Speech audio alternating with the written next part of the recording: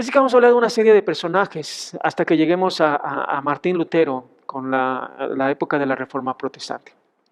Y vamos a empezar con Juan Wycliffe. Juan Wycliffe vivió durante la época de la cautividad babilónica del papado y los inicios del gran cisma. Eh, el término cautividad babilónica hace alusión a cuando el papado tuvo problemas y se separaron, se dividieron y estuvo en Aviñón, en Francia, durante aproximadamente 70 años. Entonces estuvieron allá, de repente había dos papas y había un conflicto fuerte. A eso se le llama como la cautividad babilónica. La mayor parte de su vida transcurrió en la Universidad de Oxford, Juan Wycliffe, en Oxford, donde llegó a ser famoso por su lógica y erudición. Era un hombre conocedor, pero carente de humor, seco, frío,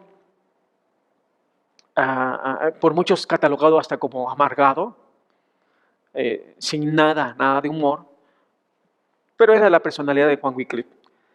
Él recuerda su lógica, sus estudios bíblicos y el escándalo del gran cisma, porque hubo una separación de la jerarquía católica, que comenzó en el año 1378, en donde había dos papas, y hubo una ocasión hasta que hubo tres papas.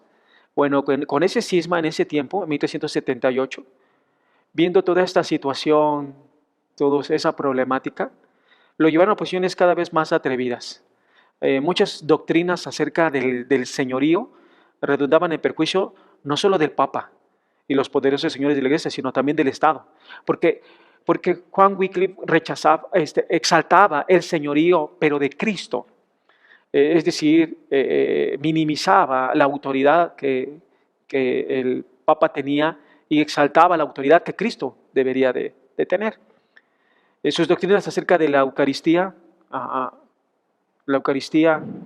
que se refiere a la misa, en donde se da lo que conocemos como la hostia, que para ellos representa el cuerpo de Cristo, y el vino, que en este caso nada más el sacerdote lo toma, no lo toman todos, que representa la sangre de Cristo, que es un sacramento para la Iglesia Católica, el sacramento de la Eucaristía.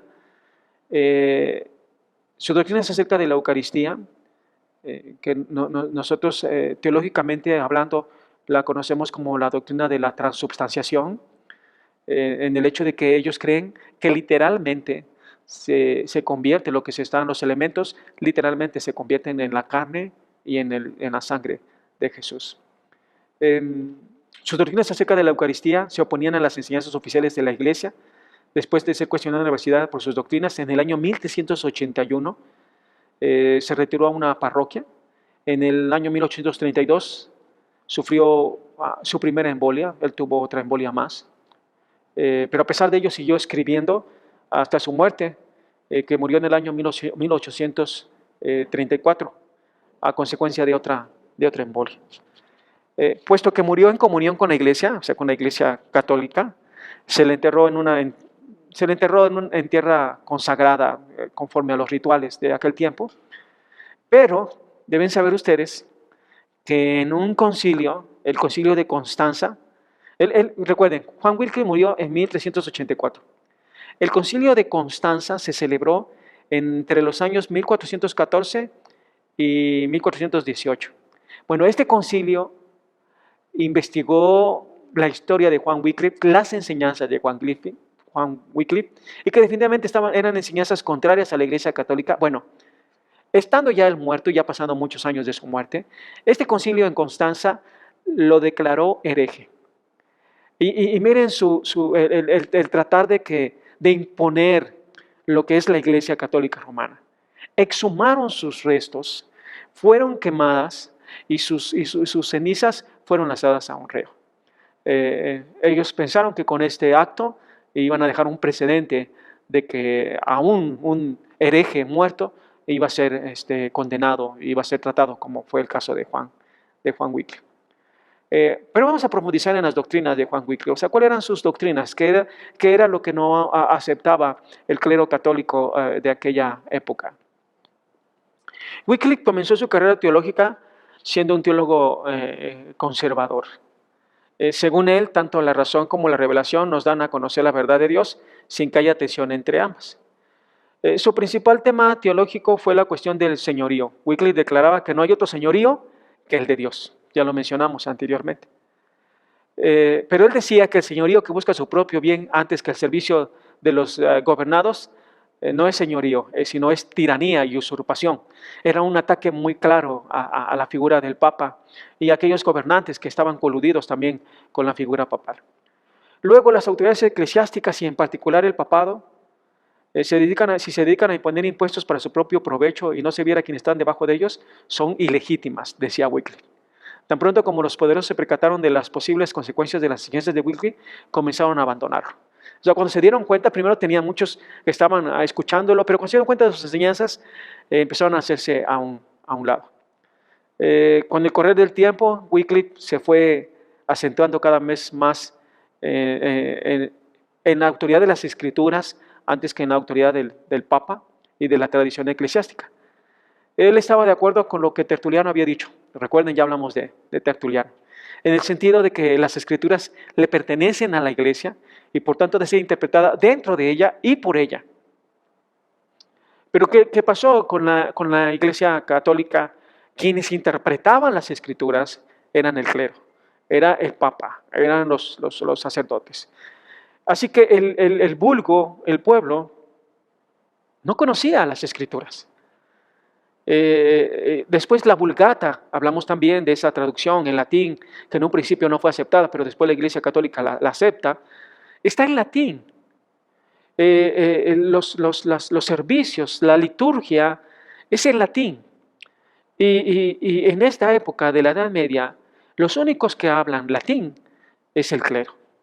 La gente del pueblo habla su propia lengua, el alemán, los anglos, el inglés, el francés, el italiano, pero nadie habla latín. El latín no es una lengua universal como lo fue en el Imperio Romano, como lo fue el griego. Así que él empieza a poner por encima de la tradición del mismo Papa las escrituras, y él dice, como dijo Tertuliano, las escrituras tienen que ser interpretadas por la misma iglesia, por las personas. Llegó a la conclusión de que la iglesia es el conjunto de los predestinados. La verdadera iglesia es invisible hasta el fin de sus días. Llegó a llamar al Papa, fíjense, él lo llegó a llamar el anticristo.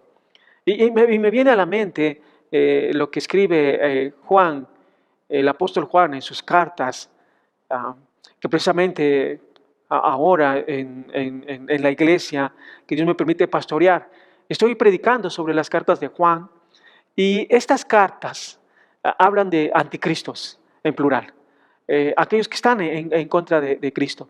Y creo que el que se haya atrevido Juan Wycliffe en llamar al Papa anticristo, desde la perspectiva de Juan, un anticristo es alguien que está en contra de Cristo Jesús. En ese sentido, creo que sí están en contra de las enseñanzas de Cristo. Más adelante vamos a ver que algunos, inclusive Martín Lutero, también llegó a llamar al Papa el anticristo, en alusión a ese personaje que describe Pablo en Tesalonicenses, el hijo de perdición, y que Juan también habla de el anticristo, no de los anticristos, pero sí de este personaje con ciertas características. Martín Lutero también le llega a llamar el anticristo. Si la verdadera iglesia era de los predestinados, sino de los magnates eclesiásticos, y si las escrituras le pertenecían a esa iglesia, se seguía que era necesario traducir la Biblia al idioma vernáculo. Y aquí entramos. La historia es fascinante. Entramos en un tema que ahora ha retomado mucha fuerza, que es la cuestión de la traducción. Pero me estoy refiriendo también a la traducción en lenguas en las que no tienen absolutamente nada escrito en esas lenguas maternas. Es un trabajo titánico, y que vale la pena apoyar a través de la oración y a través también de recursos humanos y económicos en este trabajo de la traducción.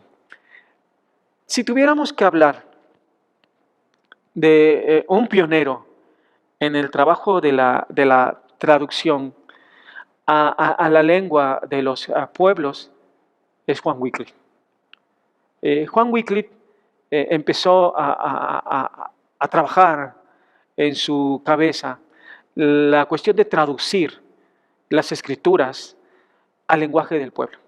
Es decir, que las escrituras, para poder ser conocidas e interpretadas por la iglesia, tenía que ser en un lenguaje que la iglesia hablaba, en su propia lengua.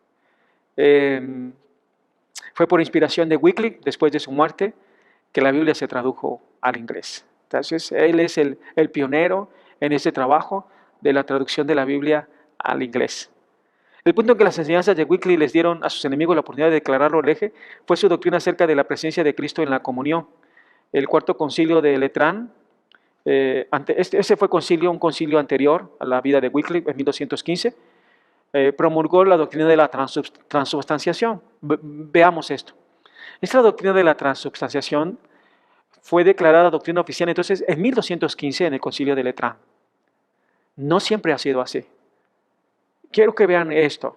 Y yo quiero que lo vean porque también podemos tener amigos que están inmiscuidos en la religión católica y que desconocen todo esto y nos puede ayudar para realizar una buena apología. Recuerden que la apología está unida al evangelismo. Entonces, la doctrina de la transubstanciación fue reconocida y aceptada hasta el año 1215 en el concilio de Letrán. La doctrina de la transubstanciación, ya lo expliqué, la doctrina de la transubstanciación enseña que literalmente los elementos que se utilizan en la Eucaristía, o lo que nosotros llamamos como la cena del Señor, literalmente se convierten en la carne y en la sangre de Jesucristo. Bueno, Wycliffe rechazó esta doctrina. Él la rechazó porque parecía contradecir la doctrina cristiana de la encarnación. Y por esa enseñanza, algunos lo consideraban hereje, pero en vida no hicieron nada contra él, sino ya vimos que de manera póstuma en este concilio de Constanza lo declararon hereje de manera oficial. Muy bien. ¿Qué consecuencias trajo el trabajo de John Wycliffe, de Juan Wycliffe? ¿De qué manera repercutió esto en Inglaterra? Bueno, aparecieron los lollardos. Las doctrinas de Wycliffe hallaron expresión en el movimiento de los lollardos. Los lollardos quiere decir murmuradores. Al principio, los principales lollardos eran personas que habían estudiado en Oxford, bajo Wycliffe. Por tanto, su predicación tendía a dirigirse hacia la aristocracia más que hacia las clases populares. Pero en el año 1382, un arzobispo, Guillermo, logró que la Universidad de Oxford condenara el lollardismo. Este movimiento fue condenado, fue rechazado. Y el resultado fue que el lollardismo se volvió cada vez más popular. La Biblia debía ponerse a disposición del pueblo en el idioma vernáculo. Las decisiones entre el clero y el laicado a base del rito de ordenación eran contrarias a las escrituras, estaban en contra de eso. Además, rechazaban el celibato de sacerdotes, ya que consideraban que era una abominación, que producía inmoralidad, y era cierto, tenemos que reconocer esto. Hasta el presente, el celibato ha llevado a prácticas inmorales. Hay muchas cuestiones que son conocidas, pero hay otras cuestiones que son desconocidas, y estaban en lo cierto ellos. Estaban en contra del culto a las imágenes, estaban en contra de las peregrinaciones, de las oraciones por los muertos, en contra de la doctrina de la transubstanciación.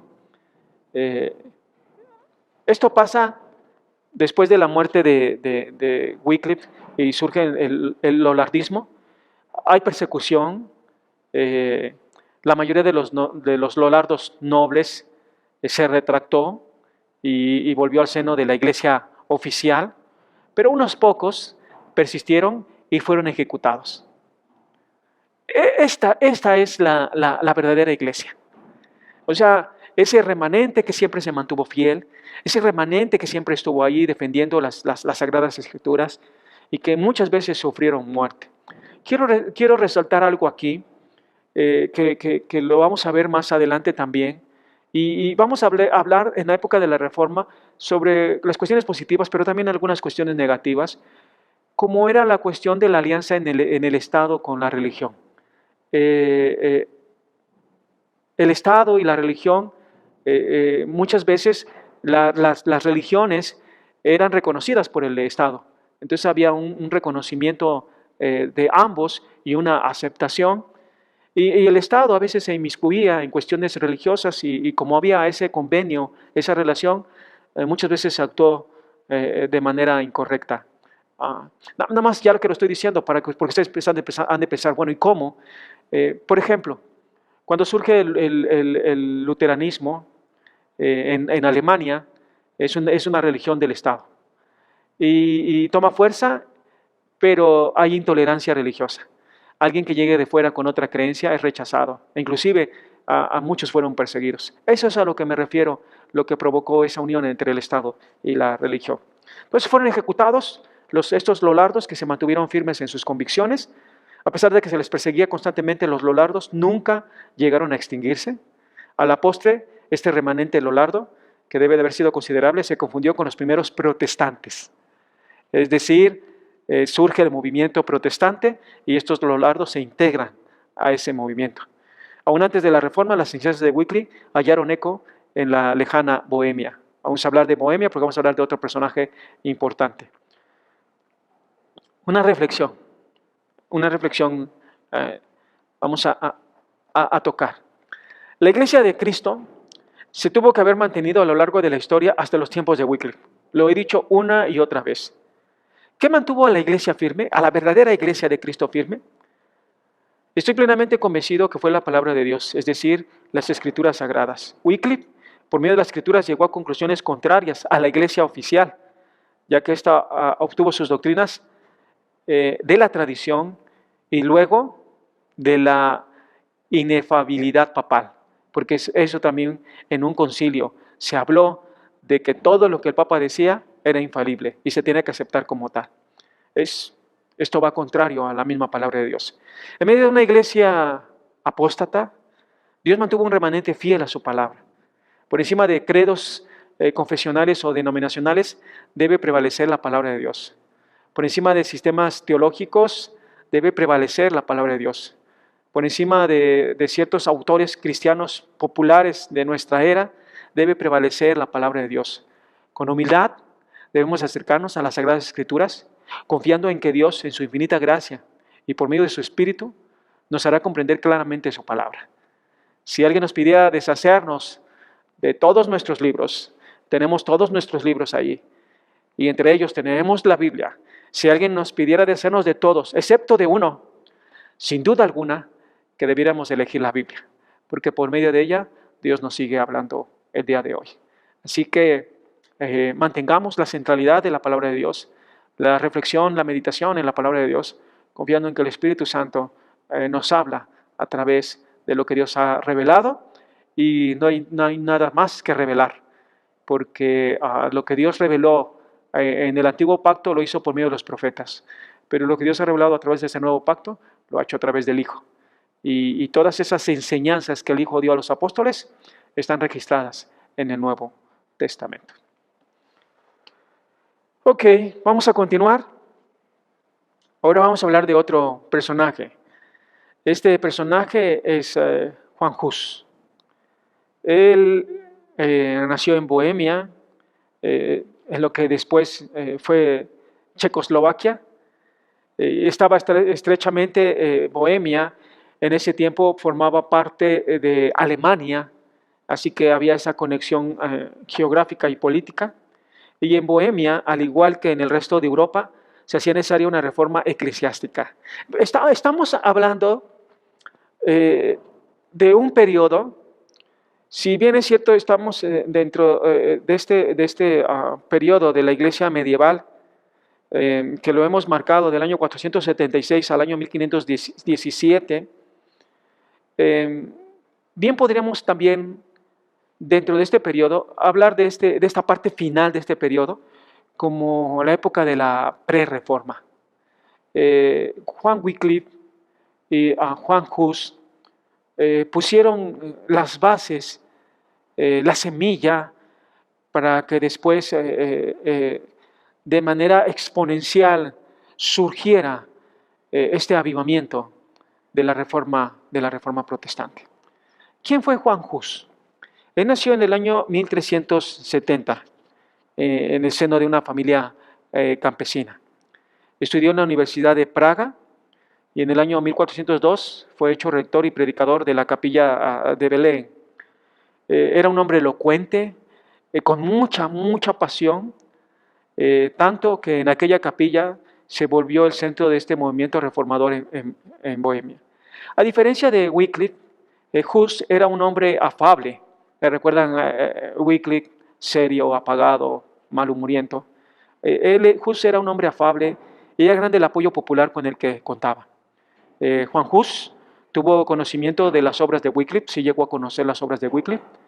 Era la época, ya lo he dicho, en que como resultado del concilio de Pisa había 3 papas, y uno de esos papas, el papa Alejandro V, prohibió la posesión de las obras de Wycliffe, porque ya veían que era contraria a las enseñanzas de la iglesia oficial, y que se dejara de predicar fuera de las catedrales. Juan Hus tenía que tomar la decisión entre obedecer o desobedecer al Papa.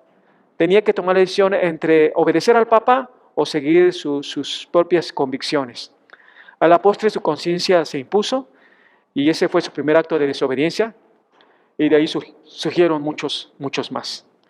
En el año 1414, un cardenal lo excomulgó en el nombre del Papa, excomulgó a Juan Hus, pero a pesar de ello Hus continuaba predicando y participando de la vida eclesiástica, pues contaba con el apoyo de los reyes y buena parte del país. No fue nada fácil. Él luchó contra todo un sistema. Él luchó contra toda una estructura. En pocas palabras, luchó contra la iglesia oficial. Y es obvio que inspirado por Dios y fortalecido por Dios mismo, él se mantuvo firme y salió adelante. El argumento de Hus de la desobediencia, el desacato hacia la autoridad papal, fue que la última autoridad es la Biblia y que un papa que no se ajuste a ella no ha de ser obedecido. Nosotros podemos verlo y podemos decir, pues es cierto, pero hay que considerar el tiempo en el que él estaba, el contexto en el que él vivía. Era una situación compleja, era una situación difícil, y decir esto podía tener implicaciones funestas que al final de su historia vamos a ver qué pasó con él. En 1412 entonces, Hus fue excomulgado por no haber comparecido ante la corte papal. Lo habían llamado, pero él no fue. Y se le fijó un breve plazo para acudir. Si no lo hacía, Praga o cualquier otro lugar que le prestara refugio quedaría bajo entredicho. Luego la supuesta herejía de Hus redundaría en perjuicio de la ciudad. Por esa razón, el reformador checo decidió abandonar la ciudad donde había transcurrido la mayor parte de su vida y se refugió en el sur de Bohemia, donde se dedicó a continuar su labor reformadora mediante sus escritos. Allí le llegó la noticia de que por fin se reuniría un gran concilio en Constanza y que se le invitaba para acudir a él en su propia defensa. Además, el emperador Segismundo le ofrecía un salvoconducto que le garantizaba su seguridad personal. Él creyó, pero primero tenía un salvoconducto. Este salvoconducto del emperador de ese entonces le garantizó su seguridad. Y hago así porque vamos a ver que no fue cierto. Pero él tenía la esperanza de que lo escucharan y de que realmente reflexionaran, que sus argumentos basados en la Biblia era lo mejor antes que seguir la tradición. ¿Qué pasó en el concilio? Vamos a ver lo que pasó en el concilio con Juan Hus.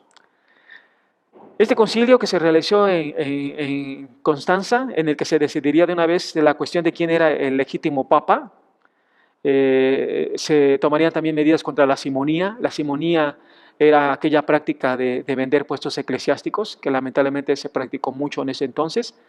El pluralismo y otros males iban a tocar esos puntos en el concilio de Constanza. Y ahí estaba invitado Juan Hus para presentar su caso. Antes de partir, Hus dejó un documento que debía ser leído en caso de su muerte. Él sabía que era un peligro ir ahí, pero se arriesgó. Ese documento era una confesión en la que declaraba que uno de sus grandes pecados era que le gustaba demasiado jugar el ajedrez. Los peligros que lo acosaban en Constanza eran grandes y él estaba consciente de eso. Pero su conciencia lo obligó a ir y finalmente él va. Aunque al principio Juan XIII, que era el papa en turno, lo recibió cortésmente, a los pocos días se le citó ante el consistorio papal. El consistorio papal, o sea, nada más estaba ahí, algunos, no estaba delante de los demás obispos. Allí se le acusó formalmente de hereje. Hus fue tratado como un prisionero. El emperador, que no había llegado a Constanza, supo lo que le había sucedido, se enojó y prometió hacer que se respetara su salvoconducto. Pero era tanto la fuerza papal, de la autoridad papal, que al fin no hizo nada y no se aplicó el salvoconducto. El 5 de junio de 1415, Juan Hus compareció ante el concilio. Es increíble la manera en cómo actuó Juan Hus. Cuando fue llevado ante la asamblea, iba encadenado como un vil prisionero, como si hubiera tratado de huir o se le hubiera ya condenado. Allí, ya delante de todo el concilio, se le acusó formalmente de hereje y de seguir las doctrinas de Juan Wycliffe. Hus trató de exponer sus opiniones, pero el clamor fue tanto que no se le podía oír. La gente estaba enardecida. Al fin se decidió posponer la cuestión para el día 7 del mismo mes. Todo lo que el concilio pedía era que Hus se retractara de sus doctrinas. Obviamente que él no lo hizo, él no se retractó. El reformador checo sabía que si se retractaba condenaría con ello a todos sus seguidores, pues si él se declaraba que sus doctrinas eran lo que sus enemigos pretendían, estaría implicando que sus compañeros sostenían las mismas cosas y que eran por tanto herejes. La respuesta de Hus fue firme y no se retractó. Estuvo varios días encarcelado con la esperanza de que flaqueara y se retractara. Por fin, el 6 de julio, fue llevado a la catedral de Constanza. Por última vez se le pide que se retracte y por última vez se negó firmemente y oró diciendo: Señor Jesús, por ti sufro con paciencia esta muerte cruel. Te ruego que tengas misericordia de mis enemigos. Y fue finalmente sentenciado a muerte. Y Juan Hus, él murió en el año 1415. Él hacía alusión, él dijo una frase, que habían matado un ganso, que está haciendo un juego de palabras con su apellido. Juan Hus murió en la hoguera y él habla, hay una frase de él hablando acerca de que, haciendo un juego de palabras con su nombre, de que estaban asando un ganso, pero que en un siglo se levantaría un cisne y no podrían hacer nada contra él. Y desde el punto de vista histórico, exactamente en un siglo, estamos hablando de la muerte de Juan Hus en 1415, en un siglo, 100 años después, 1515, 2 años después de 1515, aparece en la escena histórica un hombre protagonista e importante, Martín Lutero. Entonces, muchos ven a Martín Lutero como ese cisne que se levantó, como ese cisne que, al igual que este ganso, buscó una reforma, pero que, a diferencia de Juan Hus, Martín Lutero no solamente logró vivir más tiempo, no solamente logró escapar de el castigo o aún inclusive de la muerte por parte de la iglesia oficial, sino que tuvo una repercusión importante este movimiento en Europa y más allá de Europa. Pero en su momento hablaremos de Martín Lutero. Bien, así como con Wycliffe surgieron los lollardos, con Juan Hus surgieron los husitas. La indignación en Bohemia no tuvo límite por la manera en cómo trataron y mataron a Juan Hus. Tanto la gente noble como la universidad, la ciudad de Praga y el pueblo en general se negaron a reconocer la autoridad del concilio de Constanza. La respuesta del concilio fue una terca insistencia en que Hus era hereje, al tiempo que acusaban a los nobles de ser patrocinadores de la herejía. Lejos de la capital existían movimientos populares de origen oscuro que se oponían a la iglesia establecida. Y de ellos el principal era el del monte Tabor, los taboritas, eran revolucionarios apocalípticos que creían que el fin estaba cerca y que se mostraban dispuestos a contribuir a él mediante el uso de la espada.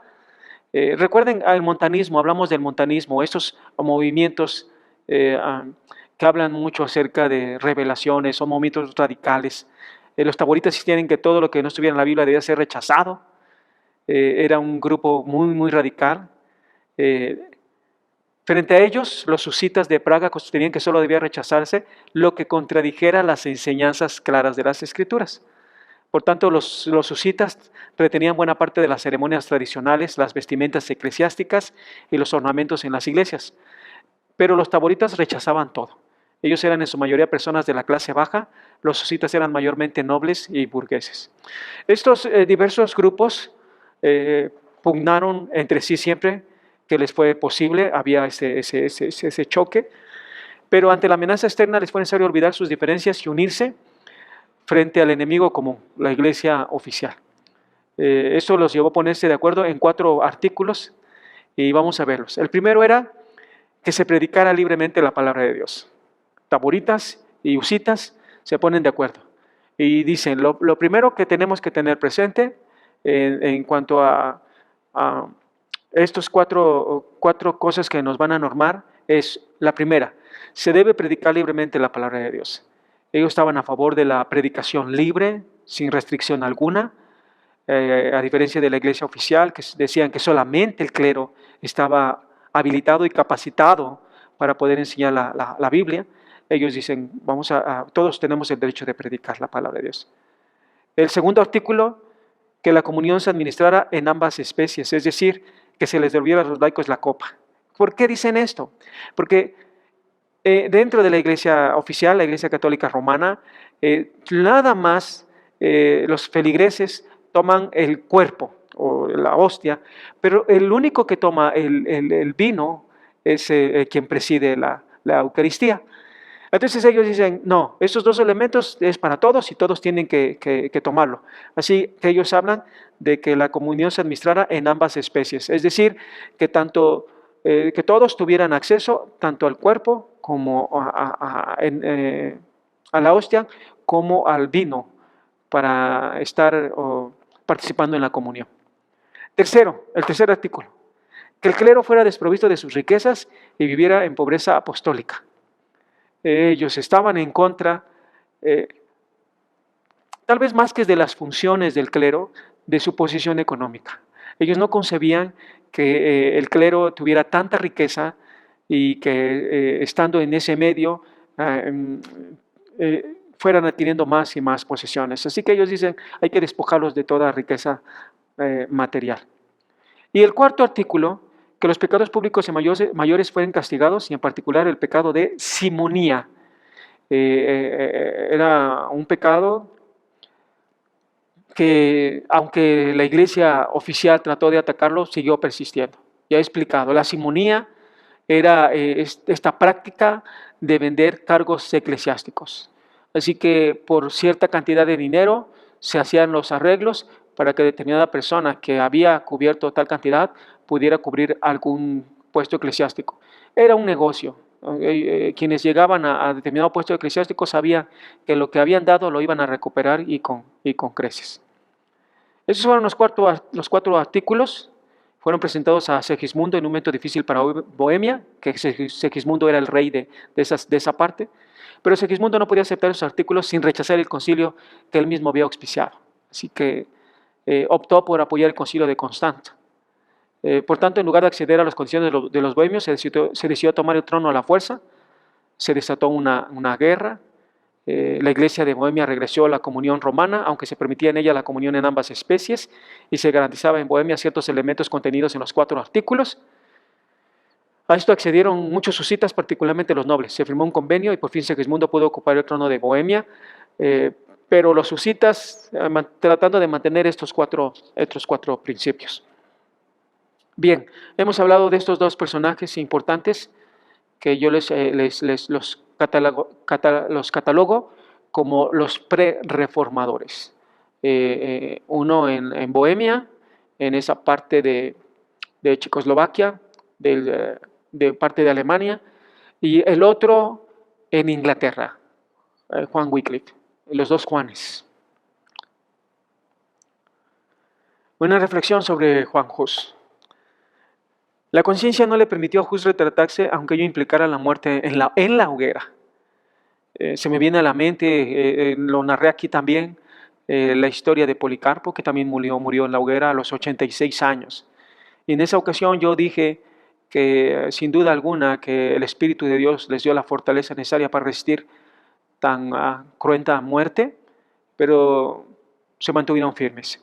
La injusticia es lamentablemente una constante dentro de la historia del cristianismo. No hay razón justa para perseguir a aquellos hombres, a aquellas mujeres con esa convicción de ser fiel a Dios y luego a morir. Muchos murieron como herejes sin serlos. Y muchos vivieron como cristianos sin serlo. Hoy tenemos que tener una convicción firme de nuestra fe ante un mundo hostil, ante un mundo pluralista, ante un mundo relativista. No podemos callar la voz de nuestra conciencia por el bien común de una sociedad pluralista. Debemos levantar nuestra voz y dejar que se escuche en medio de tantas voces que proclaman ideales humanistas. No hay razón, no la hay, para avergonzarnos del Evangelio. Si por causa de Cristo en nuestro tiempo somos tachados de intolerantes, si por causa de Cristo somos tachados de fanáticos religiosos sin realmente hacerlo, debemos de asumir con valor nuestro rol profético y antes de quedar bien con el hombre, debemos de quedar bien con Dios. Hus murió por su fe en Cristo. Nosotros debemos encarar la realidad que estamos viviendo y no solapar, ni mucho menos aceptar que al fin todos seremos salvos, o que no importa la manera de vivir, ya que lo importante es la tolerancia. Proclamemos a Cristo, y si para algunos resulta una locura o una estupidez, cumplamos con nuestra tarea, porque nosotros sabemos en quién hemos creído, y dejemos que Dios haga el resto. Así que aprendamos de Juan Hus esto. Ser cristianos con convicción. Y si estamos convencidos de nuestra fe, nada nos podrá amedrentar, nada nos podrá asustar y mantenernos fieles y levantar a los 4 vientos nuestra creencia y nuestra convicción.